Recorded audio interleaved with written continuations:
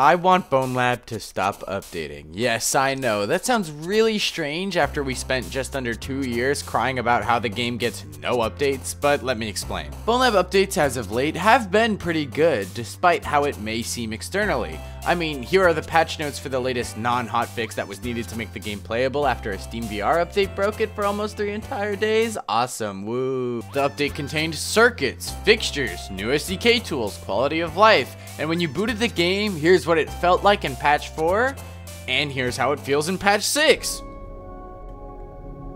For those of you struggling to comprehend the difference, since I know we can't all be as excellent at spotting differences as I am, this is the same fucking clip. But even though the updates don't change anything other than under the hood SDK changes, these updates are genuinely still really good. Modded maps and mods are Bonelab's bread and butter, and basically make this game playable, and that right there is exactly why I want this game to stop updating. There are so many excellent mods that break each update and then need to be fixed before being playable again. The most notable example of this within SDK mods is BabaCorp. He seems to now be making SDK compliant maps, as previously before, back in patch 3, when the game never updated, he would make whatever wacky gizmo he wanted using the extended SDK. Now that this game actually updates though, if he made these wacky gizmos or some other more advanced maps like he was making before, they would just break each patch and he'd either have to fix them again or just abandon them like he did with his patch 3 mods. At least at the time of this recording, as those patch 3 mods are currently nowhere to be seen.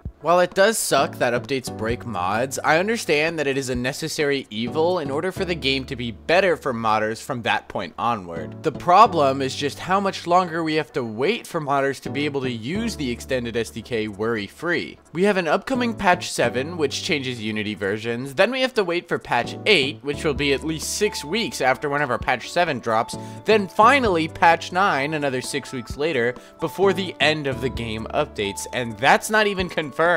SLZ might just decide they want to keep updating the game past that point, in which case the crazy extended SDK mods we were seeing in patch 3, like the entire port of Duck Season, will have to wait even longer. If you felt like you've noticed less extremely high effort mods as of late, this is probably why. Most modders want to wait for the game to stop updating before committing to making something truly giant, as if they don't wait, then ultimately they'll have to do more work in the long run fixing the mod for each patch. Do keep in mind though, that doesn't apply to mods that are not using the extended SDK, as those will always work.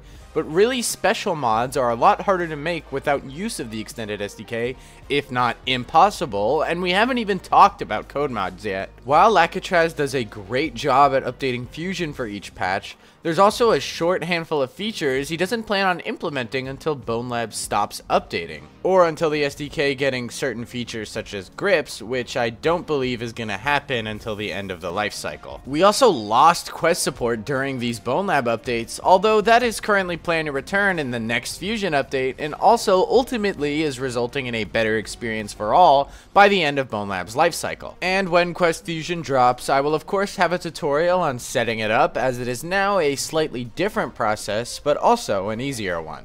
The Echo VR and Gang Beast game modes I commissioned for Fusion made by Swipes are also waiting for Bonelab to stop updating before returning to the projects and updating them so that they can be playable once again. This really sucks because they are genuinely some of the most fun I believe you can have in Fusion and are seriously great experiences, and with Thunderstorm Mod Assistant now being an easy way to download code mods without any extra fluff, more people might give these mods a shot, since all they gotta do is subscribe to the map on Mod.io and download the code mods in-game. And even better, this is the process for both PC and Quest with full crossplay. It's beautiful, and it sucks that we gotta wait. Don't get this twisted though. As much as I want Bonelab to stop updating sooner rather than later, I am very much glad the game did update. The new tools, zones, and optimization have fixed one of patch 3's major issues, being that the performance with mods was low-key ass. Fusion runs so much smoother now for a variety of reasons, some of which wouldn't have happened if Bonelab never updated. Maps typically have frame rates higher than 45, which was mostly unheard of for bigger maps in patch 3. The Ragdoll mod no longer lets you control arms due to a change internally, but the Ragdoll itself is much more snappy and feels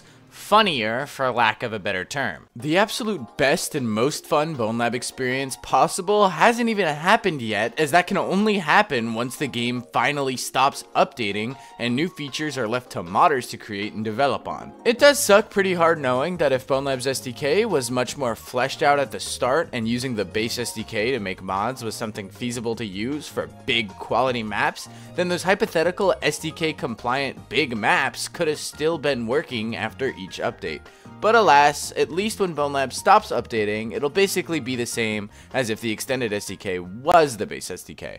It's so exciting to think that Bonelab will essentially be like a VR version of Little Big Planet, where you and your friends can load up Fusion, check out Mod.io Networker, and download whatever maps and mods you guys want, and can experience them together without any extra setup after everyone gets modded for the first time. No more having to worry about if your game is up to date, as it always will be. There's no more updates. No more having to worry if you have the latest code mod versions, as Thunderstorm Mod Assistant will always tell you, so on and so forth. It'll be the type of game where you can boot it up every day and just have a great ass time with your friends and always experience something new, as mods are always releasing. The overall game is much more stable and generally feels a lot better thanks to the updates though, and the new Unity version should improve performance again as well, and that's wonderful, and I'm very happy that the game is updated, but I don't want another patch 3 situation where instead of waiting forever for the game to break mods, we now have to wait forever for the game to finally stop breaking mods. Only then can Bonelab reach its full potential, a full potential we saw a huge glimpse of with patch 3,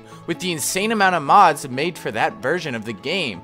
The best showcase of how crazy mods could be if the game stopped updating are my game engine videos from over a year ago. We had Black Ops Zombies, an entire port of Iron Lung, Mario Maker, crazy full-ass campaigns like Predaggression, and a fully functional FNAF port. We could have all of that and more when the updates stop, as modders can unleash their full potential without the looming motivation killer of, I'm gonna have to rework all of this when Bonelab updates. We could be playing some of the most fun VR experiences, all within what is probably the objectively best feeling VR game, and doing it all daily with new experiences of similar really high quality that constantly surprise and impress, and passes the time while we wait for SLZ's next game. And we're so close to this, which is why I personally just cannot wait for the day where I can enjoy this game every day like I did as a kid with Little Big Planet, where I would eagerly come home from school and play on my friend's PS3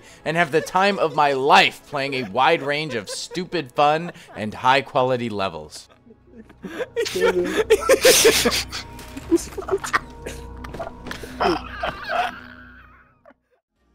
Hopefully, SLZ will drop Bonelab support after patch 9, and hell, it'd be awesome if patch 8 and 9 got combined into one and they just drop support after that, although I doubt that will wind up happening. I recently became a Quest affiliate and can give discounts on games, so I put a link in the description to a list of almost every Quest game with a price reduction. I don't know if I'm even allowed to do that, but hey, if you want 10% off your next purchase on the Quest store, you might as well take advantage of the list while you still can. If there's any games missing from that list that you want me to add so that you can buy it, just leave a comment and I'll add it, usually within 24 hours. If you enjoyed this video, then feel free to check out my last one, where I play this weird little map made about me. It's a good watch and something to use as good background noise while you do something else. Thank you so much for watching this video, and I'll catch you next time. Bye-bye.